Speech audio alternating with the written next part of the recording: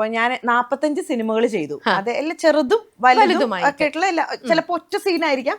അങ്ങനെ എന്നാലും നമ്മൾ കൗണ്ട് ചെയ്യുമല്ലോ. അങ്ങനെ 45 സിനിമ ഞാൻ ചെയ്തിട്ടുണ്ട്. ചില 1-2 സിനിമ ഇറങ്ങിയിട്ടുമില്ല കേട്ടോ, അതും പറയണം.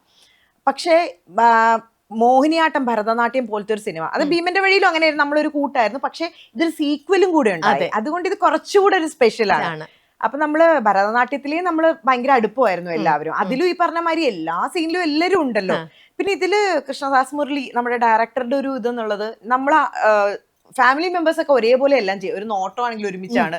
ഇപ്പം ഇവിടെ അല്ല അവിടെയായിരുന്നു മരിച്ചത്, കൊന്നത്, എല്ലാം നമ്മൾ ഒരുമിച്ചാണ് എല്ലാം ചെയ്യുന്നത്. അപ്പൊ ആ യൂണിറ്റി ശരിക്കും ആ സെറ്റിൽ എല്ലാവരിലും ഉണ്ട്.